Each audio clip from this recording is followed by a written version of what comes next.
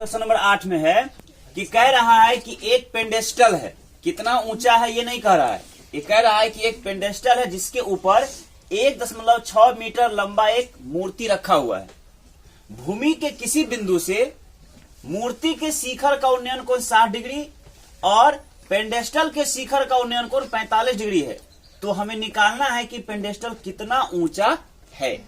तो सबसे पहले क्या किए, मान लिए कि माना कि ए बी 1.6 मीटर ऊंचा मूर्ति है जो बी सी एच मीटर ऊंचे पेंडेस्टल पर रखी हुई है। भूमि के बिंदु डी से मूर्ति के शिखर का उन्नयन कोण 60 डिग्री और पेंडेस्टल के शिखर का उन्नयन कोण 45 डिग्री है। ठीक, तो हमें क्या निकालना है, पेंडेस्टल की ऊंचाई निकालना है।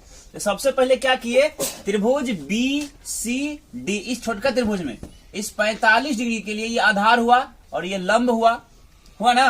तो आधार और लंब किसमें आता है, टेन थीटा में। तो उसे लिखा त्रिभुज बी सी डी में, है ना, टेन थीटा बराबर लंब बटे आधार। तो टेन थीटा का मान 45 डिग्री बराबर लंब है बी सी, आधार है सी डी, तो बी सी बटे सी डी।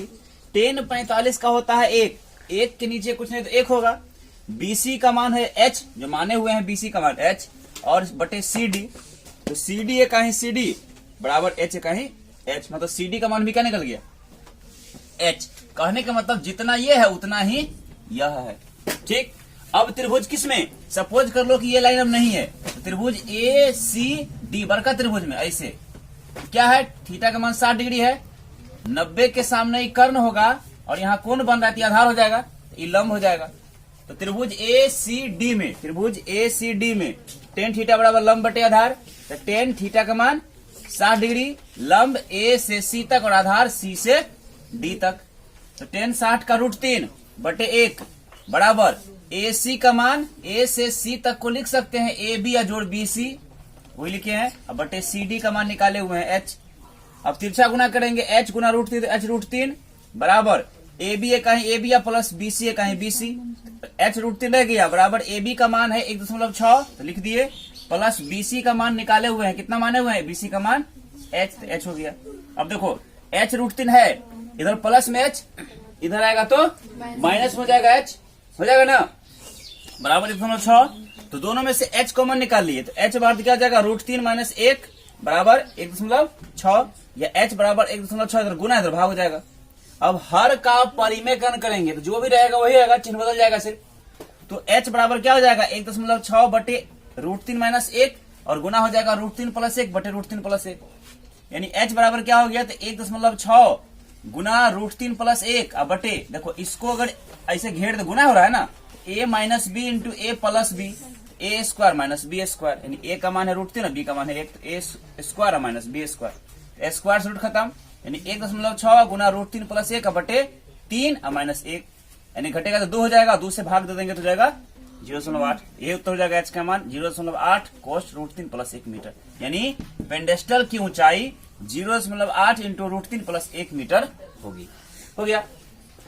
इसी प्रकार से क्वेश्चन नंबर 9, इसमें सवाल कहता है कि एक मीनार और एक भवन भूमि पर खड़ा है। भवन के पाद बिंदु से मीनार के शिखर का उन्नयन कोण 60 डिग्री है और मीनार के पाद बिंदु से भवन के शिखर का उन्नयन कोण 30 डिग्री है। यदि मीनार की ऊंचाई 50 मीटर हो तो भवन की ऊंचाई ज्ञात करेगी कितना होगा।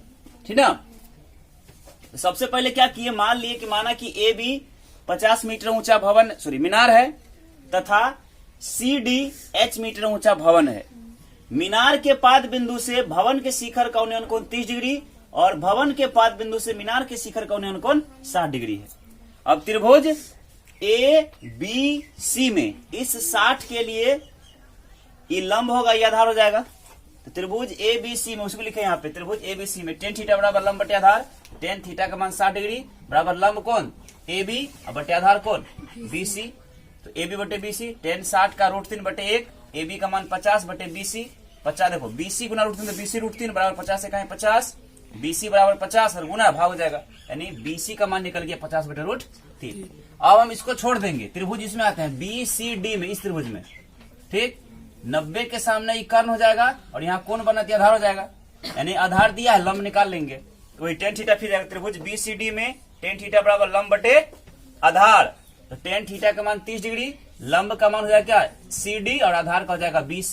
तो वही लिखा है देखो CD बटे BC।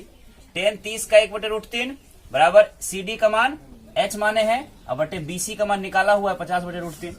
अब तिरछा गुना करो तो H√3 बराबर इतना गुना तो सेम ही रह जाएगा, यानी H बराबर क्या, तो 50/√3 पहले से दिया हुआ है, इधर गुना है √3 क्या जाएगा, भाग में √3 हो जाएगा। √3 के नीचे कुछ नहीं तो एक तो होगा ना, यानी H का मान क्या हो जाएगा, तो 50/√3 और हल करेंगे तो एक ऊपर हो जाएगा, √3 नीचे हो जाएगा, यानी H बराबर 50 है कहीं 50/√3 गुना √3 √9 और √9 का वर्गमूल 3, यानी 50 में 3 से भाग दीजिएगा 16.2/3 मीटर, अर्थात भवन की ऊंचाई कितनी होगी 16.2/3 मीटर। कोई दिक्कत?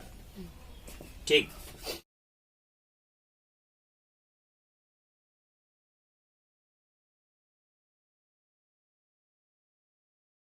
समीकरण एक में रखने पर x का, या समीकरण एक दो में x का मान समीकरण 2 में रखने पर, समीकरण 2 क्या है, h बराबर x√3, मतलब h का मान कितना हो गया, x का मान है 20 और √3।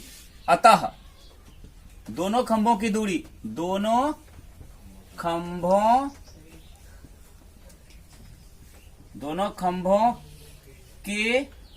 की दूरी बोलते हैं, दोनों खंभों की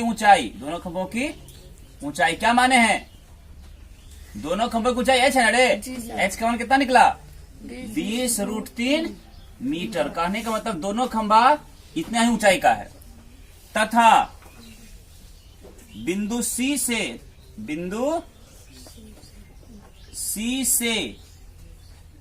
DE की दूरी, देखो बिंदु C से DE की दूरी कितना दूरी है, x ना, x का मान कितना निकला 20 मीटर, एक आंसर ही हुआ। और फिर क्या, बिंदु C से किसका, AB की दूरी, जिसको हम क्या कहेंगे 80 माइनस x, ये ना, और यही ना रे, बिंदु C से AB की दूरी कितना है 80 माइनस x, तो 80 और माइनस x का मान 20, कितना हो जाएगा 60 मीटर। देखो उत्तर तुम्हें होगा कौन कौन पता है, दोनों खंभे की ऊंचाई 20√3 मीटर है ना, बिंदु C से एक खंभे की दूरी 20 मीटर और दूसरे खंभे की दूरी 60 मीटर। ऐसा समझ में, देखो एक बार